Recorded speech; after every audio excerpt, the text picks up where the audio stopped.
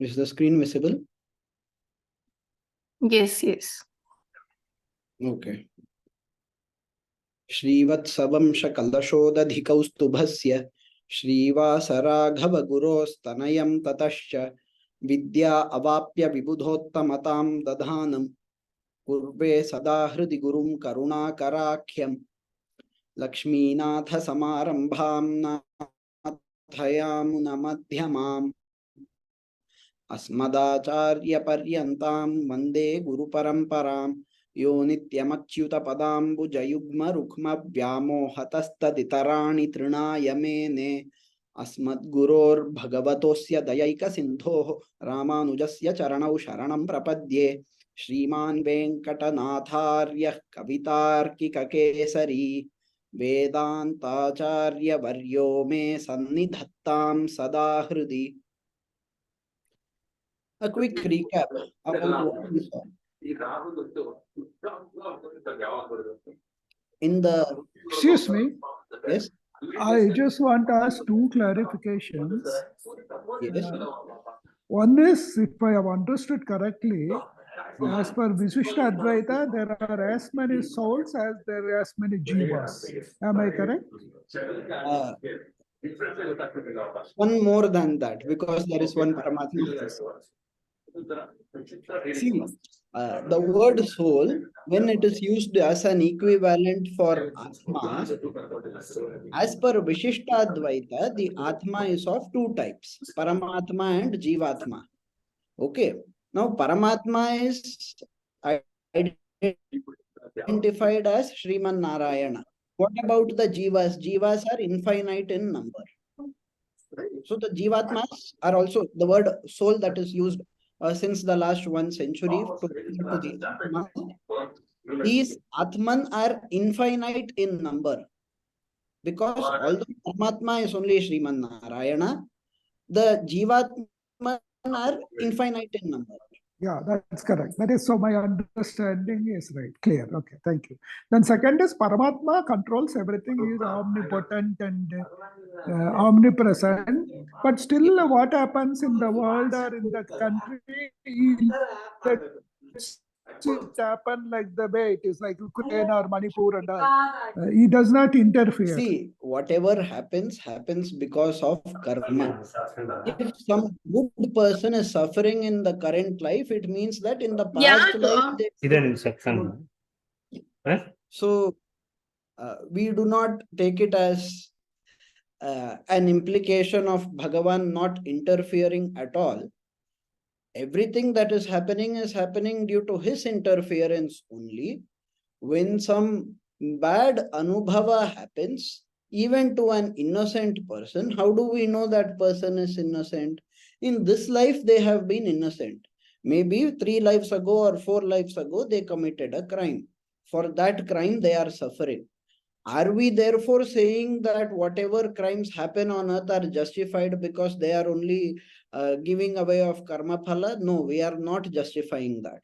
Because we say that the giver of karma phala should either be Bhagavan or should be an authority who is given the permission to mete out karma in that way by Bhagavan. What do we imply by that? Now, let us say natural disaster happens. When some natural disaster happens, people would naturally say it is Bhagavan's doing, because it is not any one person or even a group of people who have created some tsunami. It is an effect that has happened within the earth. So if you take the example of a tsunami, for instance, people could say that it is something that Bhagavan is giving, right? So why did so many people suffer at that time? That is karma phala only. Any kind of pleasure, any kind of pain, it is all because of karma phala only.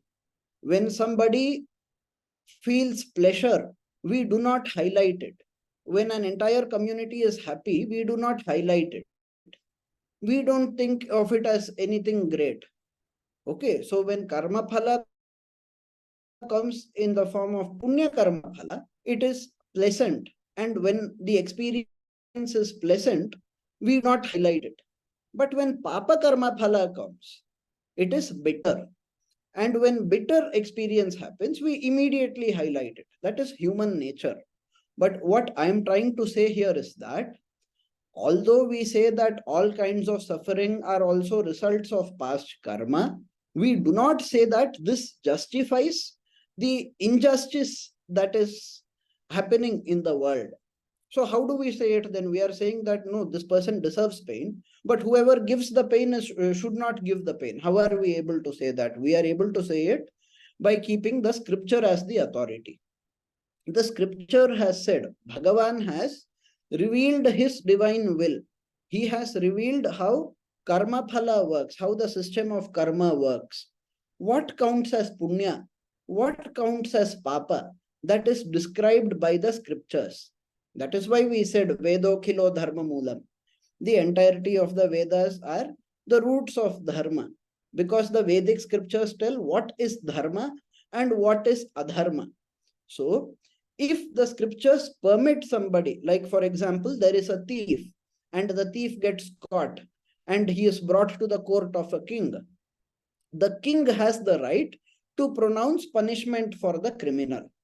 In today's modern context, we have courts and we have judges.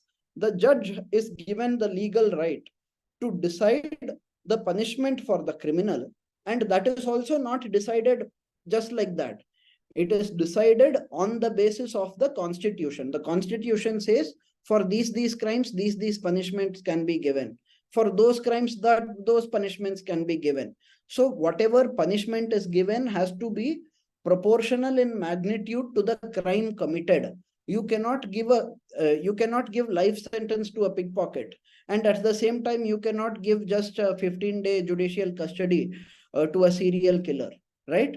So there is whatever is done, right? Whether a person is released, whether the court says some company has to pay money to an individual, or the court says that the individual has done a crime and has to go to jail. In one case, it is pleasure for the individual. In one case, it is pain for the individual.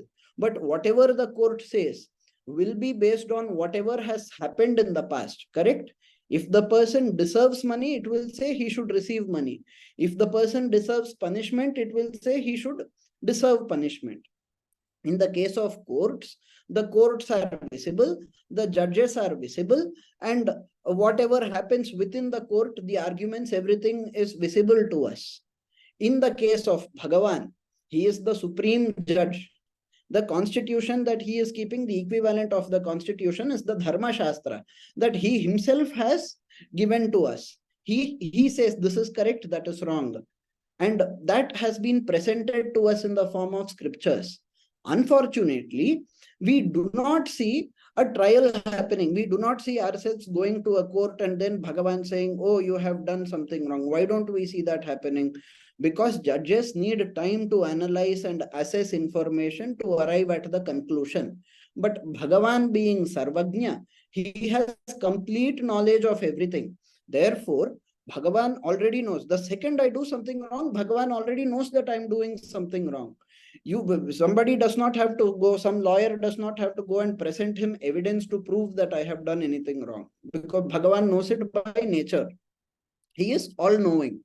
Therefore, he does not require to keep a trial for us, a trial in the court to say, oh, in your previous life you did something bad, therefore I am going to give you suffering in your next life. Bhagavan does not do that. Where does it happen? It happens. So when you have Narakanubhava, for instance, suppose you have done a great crime, and for that reason after this life you enter Naraka. At that time, Yamadharma Raja would say that these punishments would be given to you because these crimes have been performed by you. But that would be Narakanubhava and not the Anubhava that you would have on earth here. So whatever Anubhava is had here, whatever pleasure or pain we have here, right? We are not given the details that you have done such and such a punya, therefore you will get this. You have done such and such a papa, therefore you will get this suffering. That kind of an information is not passed down to us. And simply because we do not receive that information, many of us fail to realize that whatever we are experiencing, be it a form of happiness or be it a form of sadness, it does not matter. we do not realize that it is a result of our own past karma. Whereas in the case of, whereas if you really go to a court and then some judge pronounces it, you would realize that yes, I had done something in the past, therefore the judge is telling.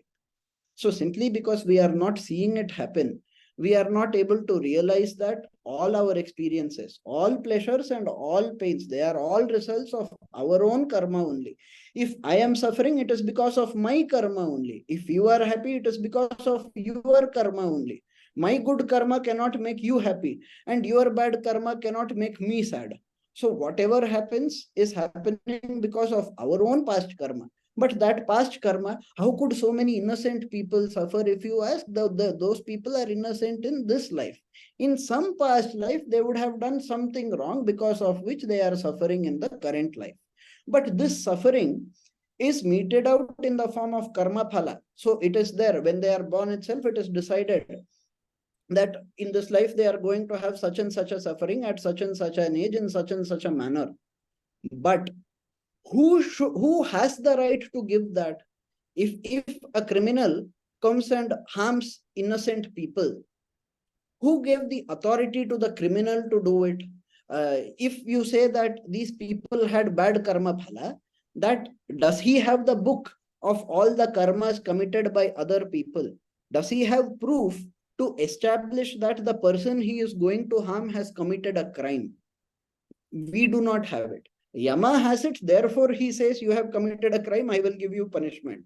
But humans do not have that, correct? So a person, even if a person says, oh, I am going to make you suffer, and you are going to, you are a weak person, I am a strong person, I have a knife with me, I am going to stab you and make you to suffer in pain, but you should not complain, because if you feel any pain, it is your karma phala. Suppose I argue in this manner, it would be nonsensical, because for me to say that you are suffering because of your bad karma, I should have proof that they have done bad karma. Do I have that? No. Secondly, I should have the authority to inflict the karma phala on them. Do I have that? No. Police have the right to arrest me if I do something illegal. But the public does not have the right to do it. They say it, right? Even when there are cases of mob justice, they say that the public does not have the right to mete out justice. The public cannot lynch anybody. The public cannot throw stones on anybody. It is wrong when the public does it. But when the police does it, it is correct. Why does the Constitution say that? It says that because police has the authority. Because police is expected to follow the Constitution when doing whatever they do. That is the reason why they are given the authority. The public is not given the authority. Likewise, Yama has the authority, Bhagavan has the authority.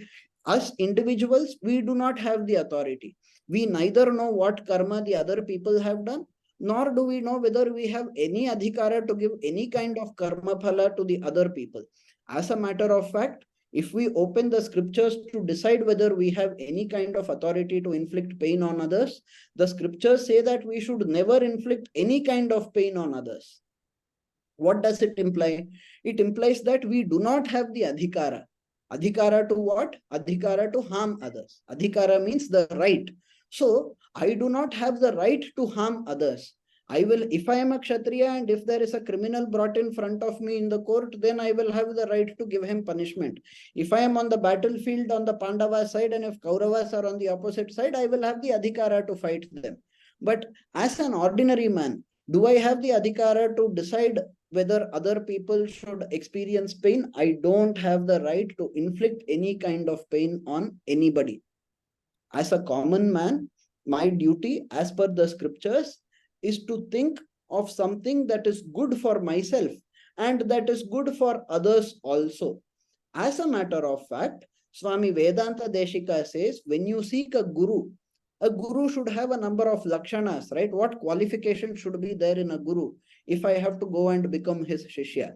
There, one of the qualifications that he says is swapara hitaparatvam. What is that quality? Swa means of the self. Para means others. Hita means that which is good. One who is Swapara Hitapara. The word para has two meanings. One means supreme, one means other. Okay, like when we say Paramatma, we don't mean other Atma, we mean supreme Atma. So Swapara Hitapara means one who thinks of hitam, something that is good, the welfare, righteous, good things for not only himself, but also for all the others. Swapara Hitapara. So one who always thinks and is therefore supremely in the thought of welfare of himself and all the others. Being of that kind is a qualification of a guru, says Swami Vedanta Deshika. Okay. Why is it said that this should be a qualification of a guru? Because only such a person who thinks of the welfare of not only the self but also of all the others would be able to impart and inculcate the same ideas and the same thought process inside the mind of the Shishya. Therefore, the Shishya will also behave that way in a selfless manner, thinking that whatever I do should be for the good of everybody. So it does not mean that you should harm yourself. You can harm yourself if you are saving many people. If I harm myself to save Ajmal Kasab, that would be a very stupid thing to do. Correct? So just because somebody is saved by you harming yourself, it does not mean you can harm yourself also. Therefore, you should think about your welfare also. And at the same time, you should not be selfish. You should think about others' welfare also. How do you do it? You think about what is good for the entire society, what is good for the entire country, what is good for the entire community, what is good for the entire world. When you think that way and act, technically it would count as being selfless.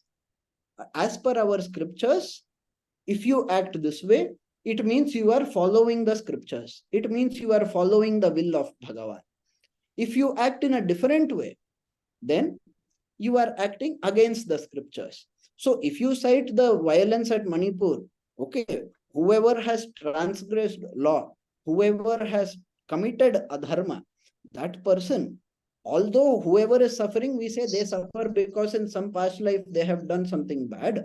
That knowledge that they have done something bad in the past life is something that we get from scripture. And we get that knowledge after they suffer and not before. Because scripture says suffering is a sign of karma phala. Therefore, since before anybody experiences pain, it is impossible for us to judge whether they have committed any kind of good karma or bad karma, even if we are at the position of kings or emperors, we or Supreme Court judge, let us say, we would still not have the right to inflict any kind of harm on them. Is it clear? Thank you very much. Very, very clear. Very helpful. Thank you so much. You can proceed with the discourse. Thank you. Nice of you. Okay. So, in the previous class, we saw about moksha and Shankaradvaita. Shankaradvaita is the Advaita as expounded by Adi Shankara Bhagavatpada. There we saw about what is Saguna and what is Nirguna. The absolute state of moksha, called as Paramartha, is Nirguna. And Nirguna is described as being attributeless, void of any attribute. That is what is described as the supreme state of existence. Then, within the realm of Maya, there are other lesser types of moksha, all of which fall under Saguna moksha. Saguna means there are attributes there. What kind of attributes would be there in Saguna? There would be only bliss, there would be happiness, there would be knowledge, and so on. In this manner, it has been described in Shankaradvaita. Now, Vishishtadvaita, moksha is described in a different way. In Vishishtadvaita, moksha is always Saguna. It always is associated with auspicious attributes like complete knowledge, complete bliss, and so on. Then in the previous class, we saw about the Advar, Tirumazhi Sayadvar, we saw about his visit to Kumbhakona. And we also saw about the temple of Aravamudan. We saw about Sharangaraja, about Aravamudan, the word, the meaning of the word, and so on. These were discussed in the previous class. Now, we will look at the concept of moksha in Vishishtadvaitha at a slightly greater detail than before. We said that in Vishishtadvaitha, we say that in moksha also there are qualities, right? There are attributes. Attributes are going to be there. Attributes like happiness, knowledge, and so on, they will always be there in whatever is called as the supreme state of existence, as per Vishishtadvaitha. But how do we look at Saguna and Nirguna? Saguna and Nirguna, these two words, Shankaracharya did not create these words by himself. These words are already there in the scriptures. Since these words are there in the scriptures, it falls upon us to ensure that these words are interpreted by us. If the scripture says something, if by chance the scripture says that moksha is nirguna, as a matter of fact, there are places where it says so, then I should be able to explain it, correct? If I say that moksha is saguna, but scripture says moksha is nirguna, it will mean that I am going against the scripture. There are two ways out of it. One is to change my stance and say, no, moksha is nirguna, scripture has said so. But then the same scripture elsewhere says moksha is saguna. How do you deal with this? Does it mean that the scripture is contradicting itself? That is always one way. Assume that the scripture is contradicting itself. Assume that some part is later addition. Assume that the scripture is hopeless and you walk away. But that is not the path that we take. We, by nature, believe that the scripture is authentic. When Adi Shankaracharya interpreted, he interpreted by starting with the assumption that the scriptures are authentic. When interpreted, he started with the assumption that the scriptures are authentic. It should be at the starting point that we believe that the scriptures are authentic. Why do we say so? Why should I assume that the scriptures are authentic? Shouldn't I go through all the knowledge presented, assess, analyze, and then decide whether it is authentic or not? Well, that is something that you can do if you are qualified enough to judge the scripture.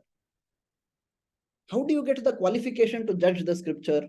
You need to be a master of the language. You need to be a master of the writing style. You need to be a master of the interpretation science, because our scriptures are not simple books. There is a separate interpretation science required to understand them without making mistakes. Otherwise, we will end up making one misinterpretation after another, the way many Westerners make when they try to interpret our scriptures. So there is a separate interpretation science. I should be qualified in all of that. Tarka, Mimamsa, everything. If I am qualified in all of that, then I can start seeing. But even then, I should assume that the scriptures are authentic. And if by chance something bad is said, if I am able to interpret it only in a bad way, then I should boldly declare that as it is bad, it cannot be part of scripture, because scripture will say only good things. So when we look at the scriptures, we should always interpret the scriptures in a morally correct way. If we are unable to interpret in a morally correct way, we should see if somebody else is able to interpret it that way. If it is firmly established that whatever is said by scripture, whatever we are seeing in the scripture is not at all morally correct, then we can rest assured that the scripture never said it at the first place. Somebody has just played around and confused us by adding some immoral content inside. Therefore, it is the fundamental nature of the scripture to be authentic. We interpret it that way. If something is bad, we take that bad thing out and we say scripture cannot be bad. Therefore, scripture is always correct. And with this assumption, if we start and we are able, then it becomes our duty to accept all the statements said by scripture. Now, when the scripture says that moksha is nirguna at one place, and at another place it is saguna, how do you explain it? Adi Shankaracharya had one way. He said, Saguna is something that happens in Vyavaharika Dasha. Nirguna is something that happens in Paramarthika Dasha. Therefore, both of these are described. They are described at different levels of realization. Therefore, it is not a problem. It is not a contradiction because Saguna is a different level and Nirguna is a different level altogether. Therefore, it is not contradictory. In this manner, Shankaracharya said. Now, Bhagavad Ramanuja also has to say that. His Purvacharyas also have to say that, right? How do the Vishishtadvaitin interpret the parts of scripture? Because they know that at one part it says it is Saguna, at another part it says it is Nirguna also. The solution to this is given in Vishnu Purana. The solution for Vishishtadvaita is that Saguna means moksha has all auspicious attributes associated with it. Nirguna means it is void of all inauspicious qualities. Therefore, for a Vishishtadvaiti to say that moksha is nirguna, it would not be wrong. But the meaning of the word nirguna would be different from the meaning that is used by the Advaiti. So when the Advaiti says nirguna, he would imply that it has no guna, that it has aguna, agunatva. But when the Vishishtadvaiti says nirguna, he would imply gunatita. That is an authentic meaning that grammar also accepts. How could you say that nirguna is something that is void of only inauspicious qualities? Isn't that a kind of cherry picking? It does not say nirdurguna. It says only nirguna. In this manner, if somebody argues, we have the answer to it. The answer is that when the ni prefix is used, the word nirguna implies gunatita. It means beyond gunas. Now, which are the gunas? The gunas are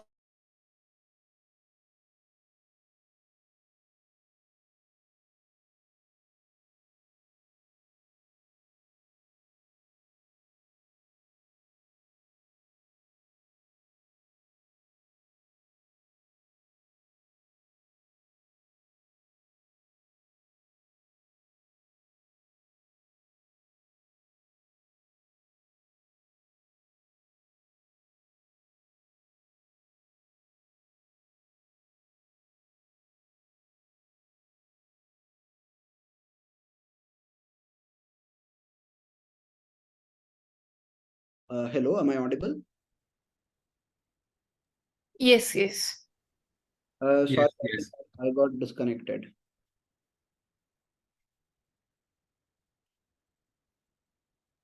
So Krishna says that everybody has all the three gunas, but depending on which guna is more in them out of 100%. If I have 70% sattva guna, 20% rajo guna, 10% tamo guna, then you could call me a sattvic person. But if I have 70% tamo guna or 80% tamo guna, then 15% rajo guna and 5% sattva guna, will you call me a sattvic person? You will not call me a sattvic person. So when you call people as sattvic or rajasic or tamasic, what you are actually implying is that they are predominantly sattvic, predominantly rajasic, predominantly tamasic. Why? Because Krishna says that everybody has all the three gunas in Prakrita Loka. These three gunas, sattva guna, rajo guna, and tamo guna, if everybody has it means everybody's overall guna is a mixture of all of these. Correct? It is a mixture of sattva guna, rajo guna, and tamo guna. So the natural guna that we see is a mixture of all of these three. It is not pure sattva guna, but it is a mixture of sattva guna with other gunas. We call it Mishra Sattva. What is Mishra Sattva? It means it has Sattva, Rajas, and Tamas. Now, these three gunas are fundamentally there in all the people. But out of these three gunas, only sattva guna is the auspicious guna. Rajoguna is inauspicious. Tamoguna is extremely inauspicious. Therefore, only sattva guna is auspicious. Therefore, everybody should have only sattva guna. But we do not have it in nature. Krishna has said that everybody in the physical universe has all the three gunas. Then how do we get sattva guna?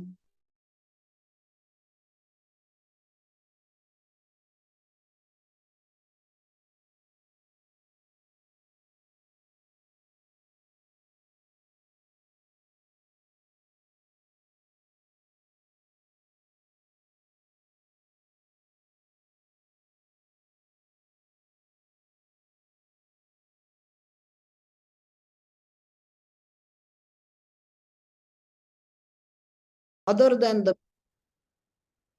So if you say something is beyond the gunas, beyond the mixture of gunas, what could be beyond the mixture? Something that is beyond the mixture should be different from the mixture. What would be different from the mixture? Something that is pure, something that is not a mixture. And that is the state of Shuddha Sattva, which is there in the state of Moksha. Therefore, in the state of Moksha, there is no mixture of gunas. There is only pure Sattva Guna. Sattva Guna is a guna. Therefore, we say it is Saguna. It does have a guna. And since the other two gunas are not there, since the mixture of gunas, the nature of guna in everybody is that each person's guna has three components, sattva, rajas, and tamas. But that nature is not there. It is beyond the mixture. Therefore, it is also called as nirguna. So, saguna moksha and nirguna moksha mean the same thing as per Vishishtadvaitha. They refer to the same state of moksha. This moksha is called as saguna or nirguna, but there is always guna there. There is always Shuddha Sattva Guna, representing the auspicious qualities that the Atma would have at the state of moksha. So, are there different mokshas as per Vishishtadvaita? No, we do not say there are different mokshas. However, then what about people who say there is Salokya, Sarupya, Samipya, these Sayujya, these kinds of words are used in certain Puranas to describe different states of moksha. What are they then? They are a totally different classification. As far as Saguna and Nirguna are concerned, they refer to the same state of moksha. The exact same state of moksha is what they refer to. And it is called Saguna because there is Shuddha Sattva Guna. It is called Nirguna because it is void of the mixture of the three gunas. Therefore, it is void of the improper gunas. Which are the improper gunas? The inauspicious gunas, Rajoguna and Tamoguna. So, as it is void of mixture and it is void of inauspicious qualities, we say that it is void of inauspicious qualities and possessing of only auspicious qualities. Similar to Bhagavan. Bhagavan is called Nikhilaheya Pratyanika and Kalyanaika Tana. What does it mean? He is a repellent of all the inauspicious qualities and he is the storehouse of only purely auspicious qualities. So a similar state to that is what we are also going to attain when we attain moksha as per Vishishtadvaita. Now, a question might arise. There are words like Kaivalya which are used in the scripture. I am not sure if we discussed this in a previous class. The word Kaivalya is also interpreted differently depending on the context. What about the state of Kaivalya that is described by Krishna specifically? Described specifically by Krishna in Bhagavad Gita. If such a question is asked, we look at the commentaries written by Adi Shankara Bhagavad Pada and Jagadguru Ramanujacharya, how do we see the difference? We see the difference between Advaita and Vishishtadvaita based on the differences in their commentaries. What do we see in the commentaries? We see that Kaivalya is itself called as a supreme state of existence by Adi Shankaracharya. But this word Kaivalya is interpreted in a slightly more complex manner in Vishishtadvaita. Why is that so? Before looking at that, let us look at the different types of gatis. We know that for a person to attain moksha, you should leave your current body, because your current body has sattva-guna, rajoguna and tamoguna. You have to get rid of this body. It means the current life has to end for us to get the supreme state of moksha. But when the current body ends, do we automatically get moksha? No. Some people go to Svarga, some people go to Naraka, some people go to Indra Loka, Chandra Loka, Surya Loka, whatever. Like for example, Dambodbhava, they say he went to Surya Loka. That is why he was later born as Karna with the blessings of Surya. Because Dambodbhava sought refuge in Surya Deva. So depending on where you go, some people, of course, you might even go to Pitru Loka. Itara means another. Okay. So Svarga Loka you could go to Naraka, you could go to some other Loka. What do I mean by Chandra Loka? Am I referring to the moon that is visible in the sky? No. As per Vishishtadvaita, the moon that is, as per the Acharyas of Vishishtadvaita, the moon that is visible in the sky is different from the Loka that is attained by people who worship Chandra Deva. So we do not say that Chandra Deva has a palace on the moon and that all of his soldiers and his kingdom is on the moon that is visible to us in the sky. We say that there is one person who is the Abhimani Devata, who is responsible for the moon that we see in the sky. That Devata has his own place of residence, his own Loka, which we could attain by worshipping him and performing Sharanagati to him.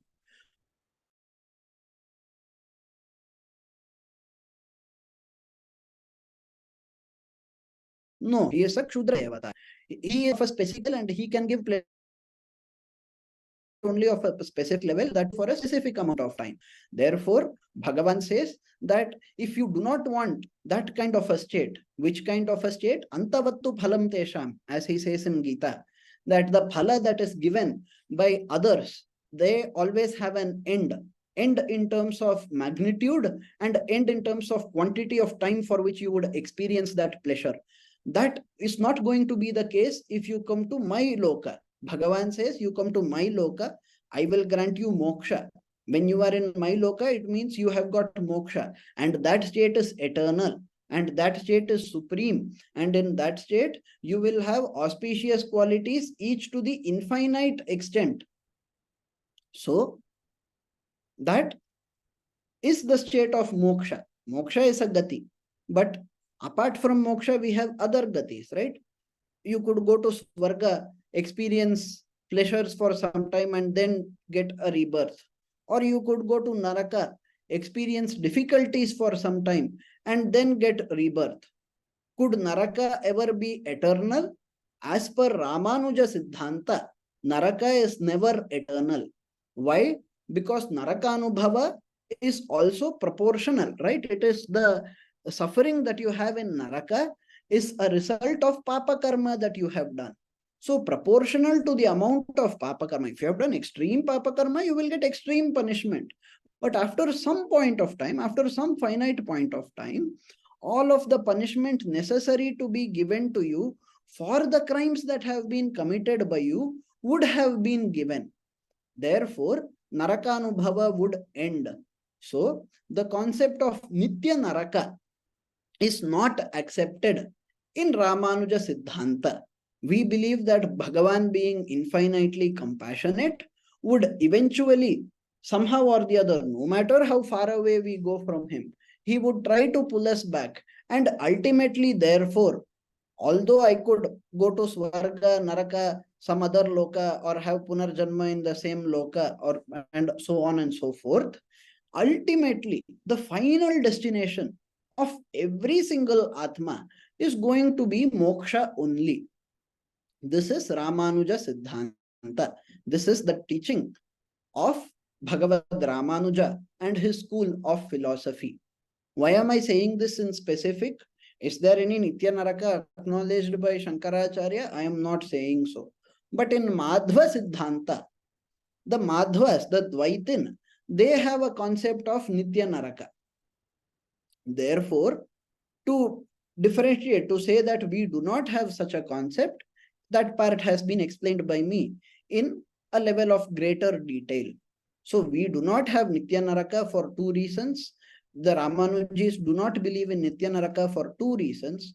One reason is that we say whatever suffering you get should be for the past crime that you have done. Past crime would be finite only. You cannot commit infinite crime, correct? Within finite time, you can commit only finite crime. So for that finite crime, a finite punishment would be given. After that punishment, Punarjanma is going to happen. That is one reason. The second reason is that we say Bhagavan is Paramakarunika. He is supremely compassionate. Therefore, he would not want anybody to get so far away from him that they eternally suffer. He would not want anybody to eternally suffer. He would keep giving opportunities to people to improve. Maybe 9,999 opportunities have been missed by me. But at least the 10,000th opportunity that Bhagavan gives, I would accept, right?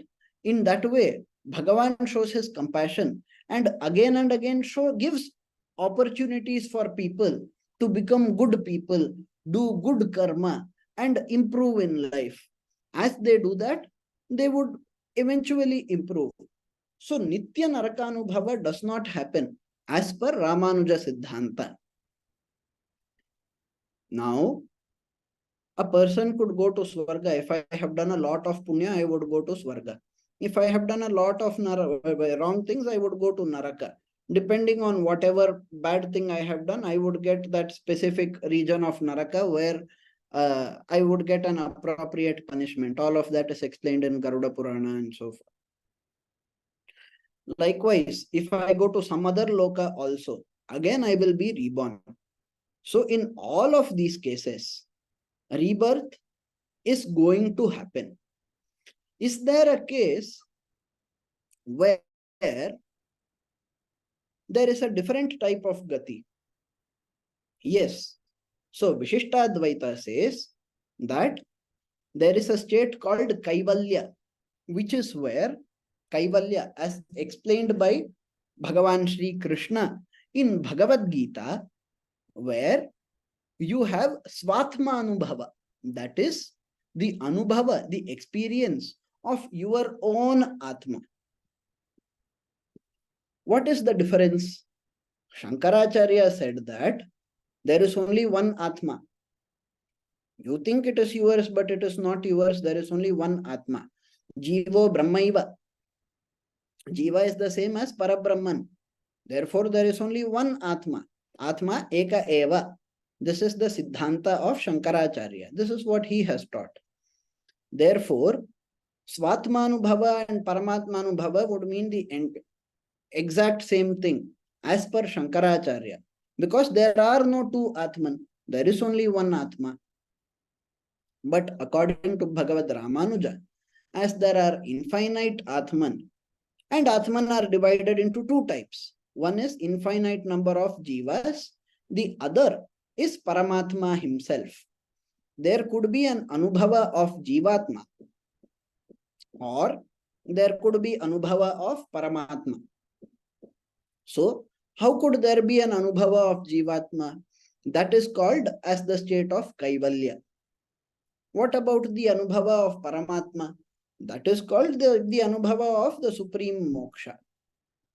Now, in certain contexts, you would see this state of Kaivalya, which is Svatmanubhava, to be also called as moksha, even by the Vishishtadvaitha.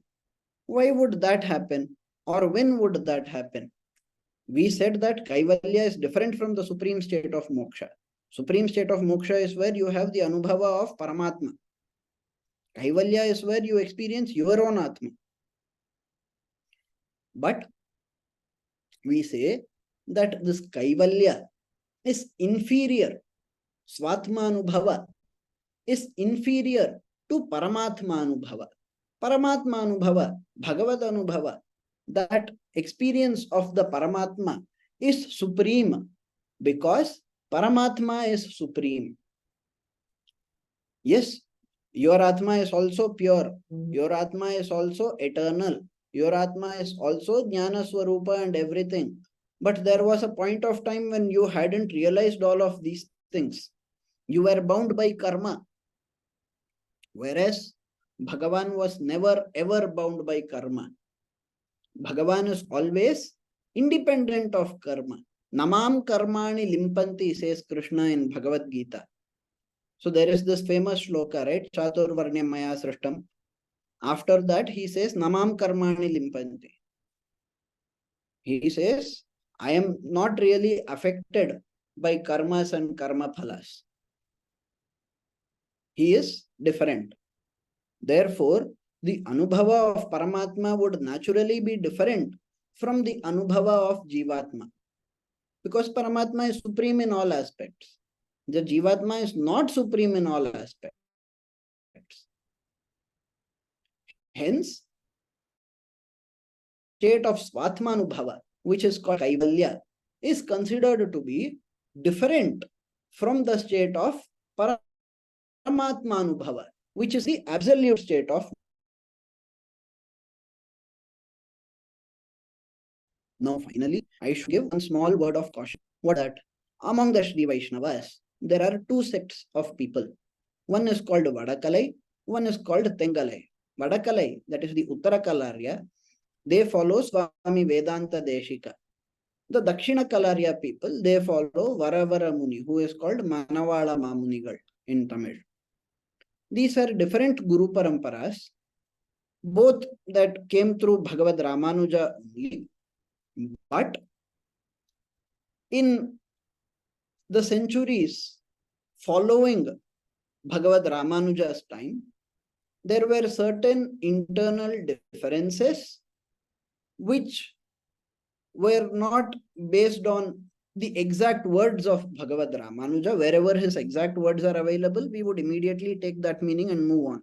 But where his exact words are not available, there arose some differences, and based on that, two subsects of Sri Vaishnavas were created, which are called Vadakalai and Tengalai in Tamil, which is Uttara Kalarya and Dakshina Kalarya. Now, these two sects have minor differences of opinions between them, I said. One of the differences that they have is in the state of Kaivalya. Both define Kaivalya as Swatmanubhava. Both say that it is inferior to Paramatmanubhava.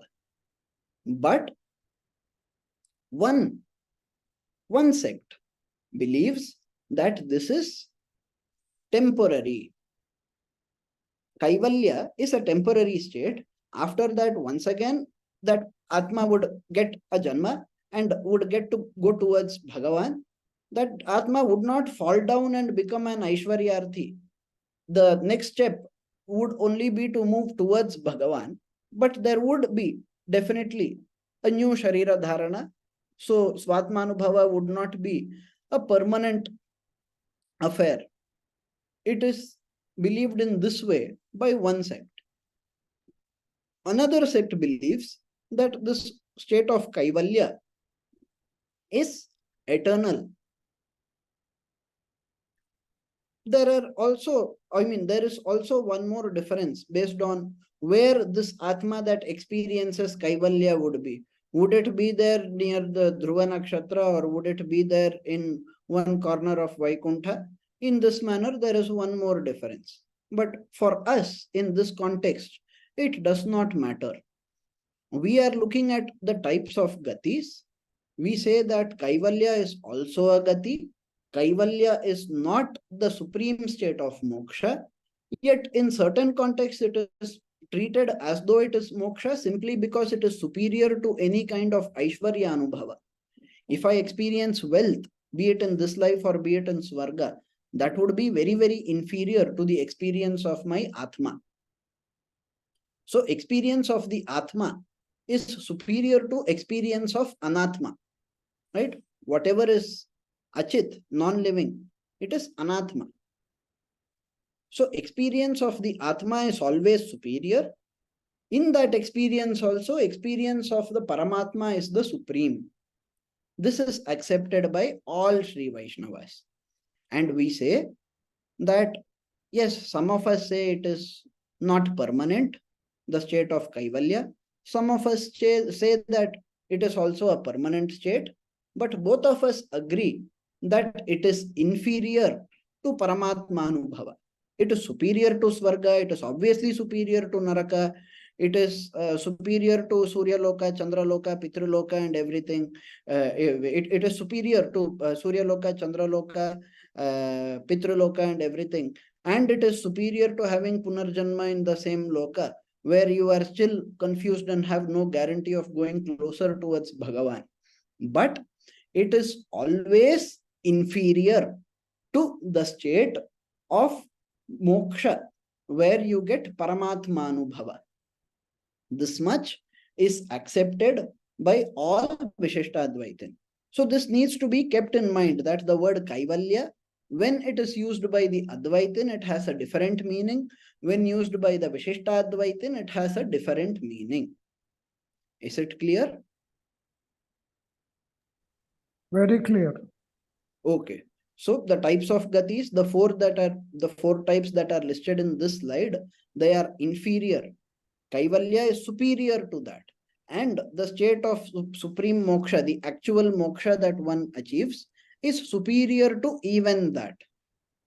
So, in this manner, we have three different categories of people, which we call as Aishwaryarthi, Kaivalyarthi, and Bhagavallabharati.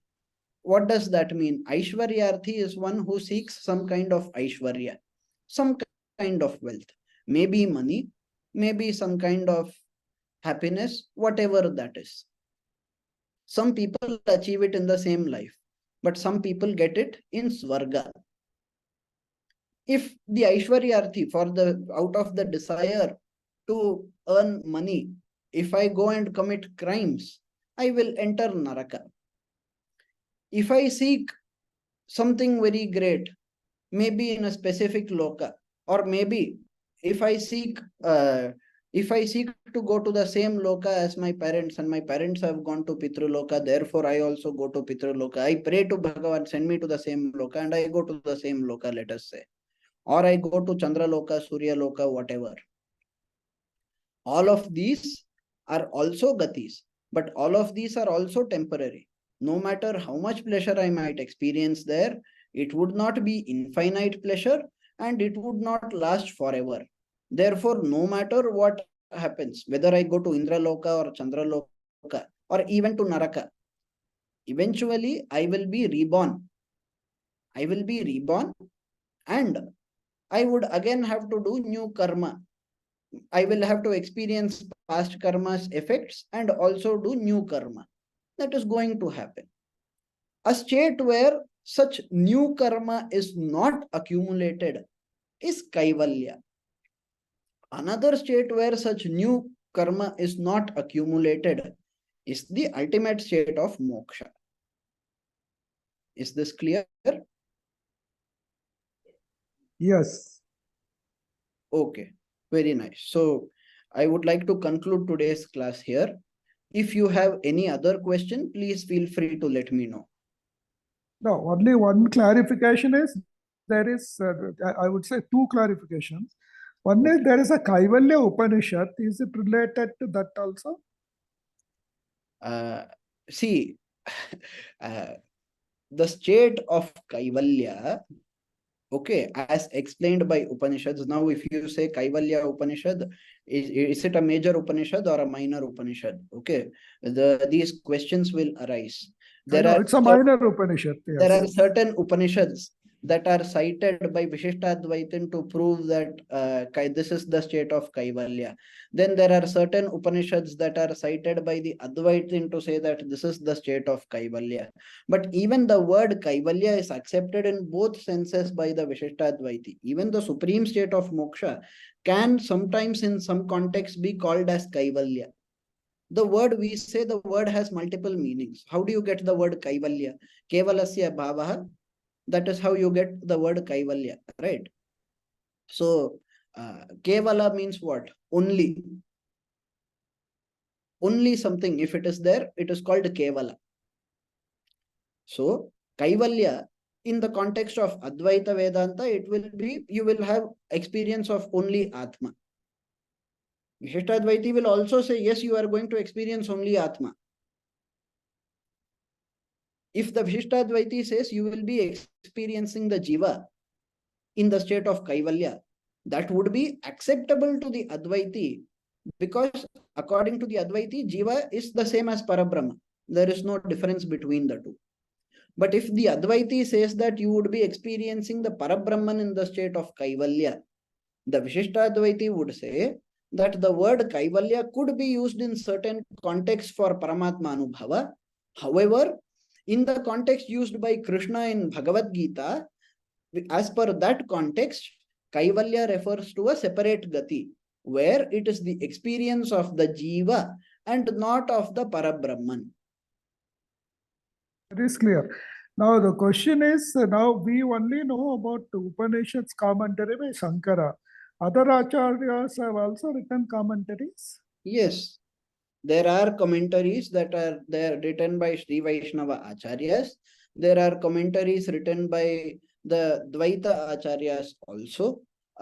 In fact, the Shri Vaishnava Acharyas have written extensively, and the Madhva Acharyas have also written. It is not as though they have not written. Okay, it is just that we live in a world where certain people are highlighted more, and there is a reason for that. The reason for that are the Westerners, and we cannot really blame them also. Okay, I will tell you what happened.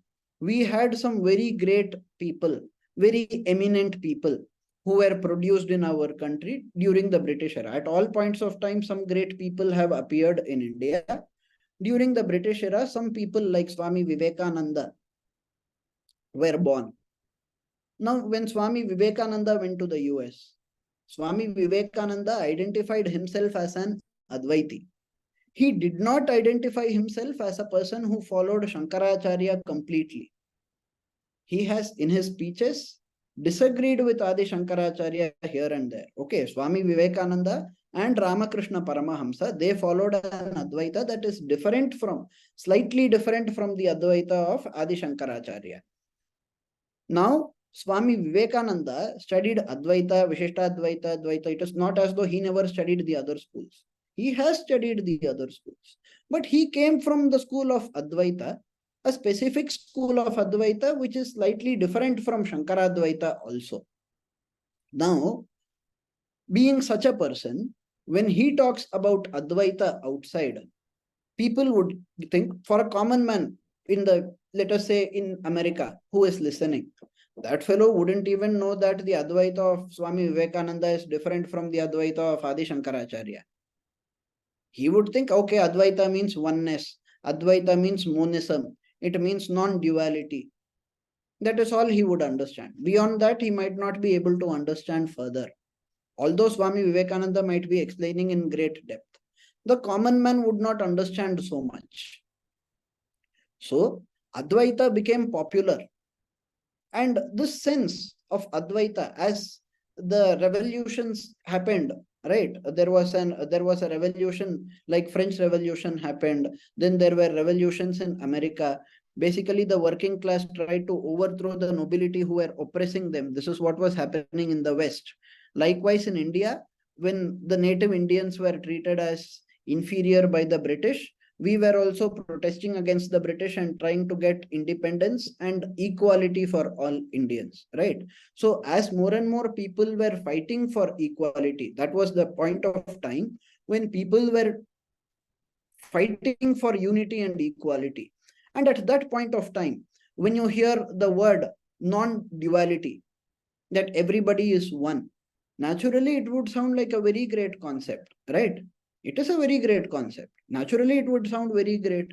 So a lot of people showed a lot of interest in Advaita.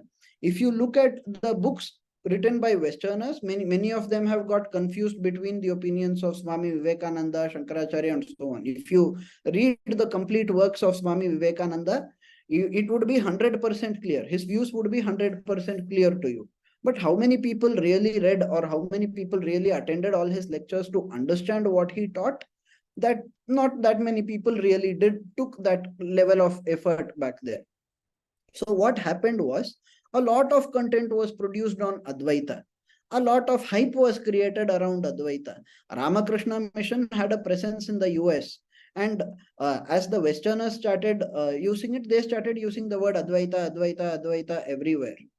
You don't see that many people differentiating the different types of Advaita. See, Vishishtadvaitha is also Vishishta plus Advaita only in Sandhi. The Shuddhadvaita of Vallabhacharya, the word Shuddhadvaita means what? Literally, it means Shuddha Advaita. But that is also a different school. So technically, we say there could be many different schools of Advaita. But when the outside world says Advaita, it understands only monism. And that monism it associates with either the monism taught by Swami Vivekananda or the monism taught by Adi Shankaracharya or a mix-up of those two, which is an unfortunate case of misunderstanding. So it is for this reason that Advaita got popular. The statements talking about Advaita got popular. Acharyas on Advaita got popular. Adi Shankaracharya's popularity can never be matched by the popularity of Bhagavad Ramanuja even today. Correct? Many more people know about Adi Shankaracharya than Ramanujacharya. It is a fact. So all of this popularity, this sudden extensive popularity happened because of the Westerners. Whereas we people, if you really look at Shankaracharya's works also, he cites people not only of his school, but of other schools also. Same with Ramanujacharya, same with Madhvacharya and so on. Why? Because traditional scholars study not just their school, but also other schools. And we try to analyze and take the good things from whoever has said what. That is why you see Sringeri Shankaracharya citing Vedanta Deshika. Vedanta Deshika was a Vishishtadvaiti. Sringeri Shankaracharya is an Advaiti. Yet, he cites Vedanta Deshika in the context of gurus and shishyas. Why? Because that is common. So whatever is common between you, if there is something good, you have to still absorb it from the others. But when will that happen? That will happen when you study the others. When will you study the others? You will study the others only if you know that the others exist. Unfortunately, Sanatana Dharma, the Westerners have remained in an illusion that Sanatana Dharma is all about Advaita, which is not really so. There have been many schools which have called themselves as part of Sanatana Dharma. There have been a number of schools which sprang out of Sanatana Dharma. We saw about certain schools, right? We saw about Sankhya, Vaisheshika and so on. And we said that some of these schools are actually illogical. Some of these schools are illogical and therefore incorrect. And even if they call themselves Sanatana Dharma, we cannot accept them to be Sanatana Dharma because they are illogical and incorrect and have been exposed by Acharyas like Adi Shankaracharya, Ramanujacharya, Madhvacharya and so on. Therefore, we say that Sanatana Dharma is much more. There are different schools of philosophy, and these differences in schools of philosophy existed since before the time also. Adi Shankaracharya has also commented on Dvaita. It is not as though Madhvacharya only created the school of Dvaita. These schools have been in existence since forever. As for Vishishtadvaitha, I cited Ramayana, correct? We cite Vedas also, like Brihadaranyaka Upanishad, we cite. So, even major Upanishads talk about Vishishtadvaitha. You see interpretations of Advaita also there in the Vedas. You see Bheda also, that is the Dvaita also explained by Vedas. Depending on which Acharya has interpreted in which manner, the schools would have differences of opinions. But all of these schools exist. Okay, so and we should note that all of these schools do not lead to a single school. They try to lead to moksha, but how they define moksha, there is a difference between the schools itself. Therefore, it would be inappropriate to say that all of them lead to the same result. It is like even Swami Vivekananda was told that Dvaita also leads to Advaita. Swami Vivekananda was told that Dvaita will eventually lead to Advaita. He asked around, how is this possible? He was not given an answer by the Dvaitis. The Dvaitis said it is impossible. But the Advaitis said it is possible. He asked how? They said by Chitta Shuddhi. Even if you do not realize Advaita, if you do Murti Puja, if you worship Bhagavan and everything, if you follow the scriptures, eventually you will get Chitta Shuddhi and you will reach a state where you get an opportunity to learn and realize Advaita. Therefore, Dvaita also leads to Advaita. According to whom? According to the Advaiti. Swami Vivekananda, himself being an Advaiti, believed in it. And therefore, he said in his lecture that Dvaita will also lead towards Advaita. But do the Dvaitis believe that Dvaita will lead to Advaita? No, they don't. They say that Dvaita will never lead to Advaita. What is this? How can duality lead to non-duality? It is impossible. Okay. So there are different schools, different ways of interpretation, and different ways by which the same concepts have been understood by others also. So we should be very careful when we look at these concepts. And that is why I'm trying to teach as slowly as possible also. Yes, very nice. Thank you. It helps. Okay. Any other question? If there is no other question, we will conclude the class for today.